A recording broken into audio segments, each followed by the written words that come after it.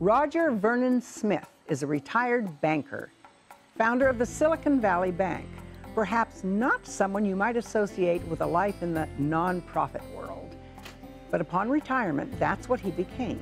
He has chosen to devote his encore career to two causes: Palo Alto Parks, which has included the creation of Heritage Park, Litton Plaza, and the Magical Bridge in Mitchell Park. His other focus, which prompted this award nomination, is the families of murder victims. He created MAM, for Mothers Against Murder, and is the sole financial backer of the organization. So the first case was called the May case in San Mateo. A man had gone to counseling with his wife. He got upset, or his estranged wife, and left, and said, "I'm out of here," and the wife stayed, and about half an hour later she left. The counselor and his wife across the hall heard screaming. They found the man had stabbed his wife like 10 or 12 times. They caught him in the elevator, and he had murdered his wife. And that was our first case that I took a look at. Wow. And what was your takeaway, and what did you do for that? Well, being an absolute rookie to this, I just went to the first day of the court. And what struck me was there must have been 25 to 30 people of the wife's family that were there. Now, these people all took off from work to come to this trial, many of them from the East Bay. The thing that really broke my heart, the judge said, "Is this case number 99664321? And the clerk said, "No, Judge, it's 99647, whatever." There was no customer service. No, is this the May case?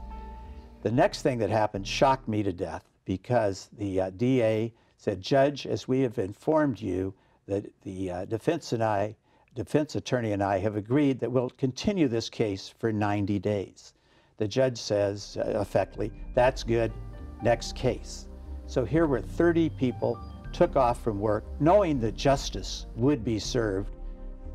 Nothing happened, and no one had called them to say nothing's happening. The real heartbreaker here is people think justice is going to be served.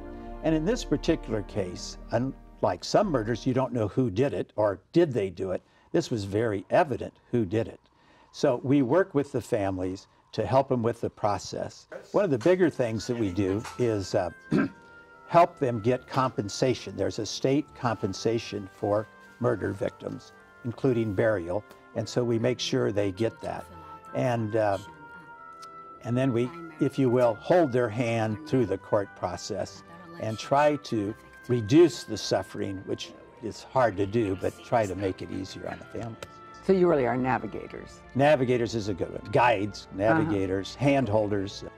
What are the things that people don't know that are services, for example, that you Well, help first of navigate? all, there's no school that you go to saying this is what you should do if there's a murder, because it comes as a shock to everyone.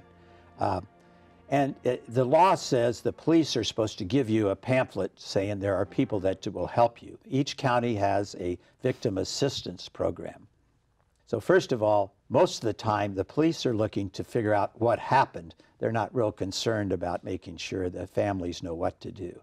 I would say the majority of the cases are poor people that get murdered. So one of the things there is just the shock. Let's say a woman's husband, she has 3 children, gets killed. How does she make the rent payment next week?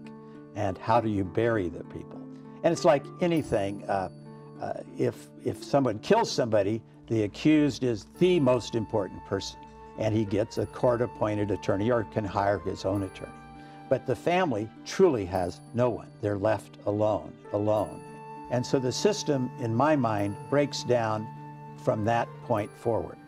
Put me in the shoes of some of these families and tell me more about the kinds of things that I probably never thought about before, what it's like. Well, first of all, the enormous shock is the biggest thing. Just the total unknown about it. And for instance, in the Hispanic family, funerals are very important. But sometimes we've had cases where the system doesn't give the people the compensation and they've had to cremate someone. The other thing, there's a bunch of games that happens in this process. One game is the funeral homes know you have to bury the person, obviously, because they've been murdered. So some of the people charge way too much.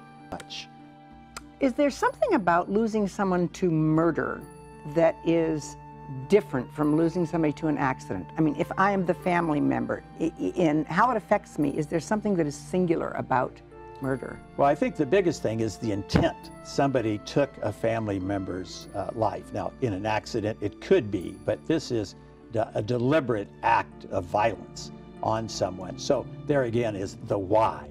And so many of these, there's no why. The hurt there is, and that's even greater when the suspect is not known or found yet, because then there is also the fear.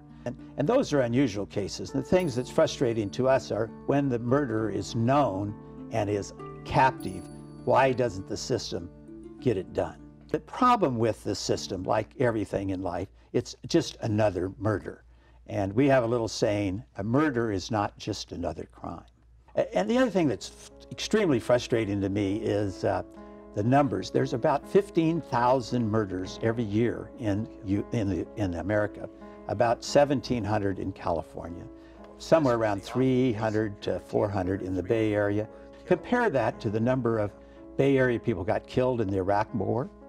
Which is what? 10 maybe? This does sound to me very different from banking. Yeah. Are there any similarities? Well, yes, there are. I think one of our goals when we started Silicon Valley Bank was to take the BS out of banking, and we tried to make it a smoother process for people. But the basic thing is that we made the process smooth, fast. We have to reduce, we never get rid of, reduce the number of murders, but reduce the time of suffering. It's very, very, I wish I could do more, but we are making a difference. Sometimes I feel I wish we could make a bigger difference.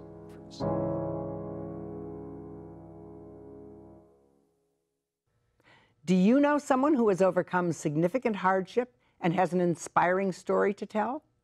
Someone who has sacrificed or given over and above to the community and deserves some recognition? If so, please contact us with your nomination for next year's Local Hero Awards.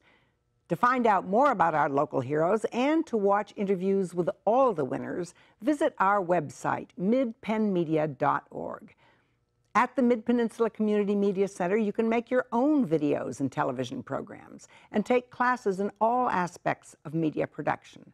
You can also hire our professional services team.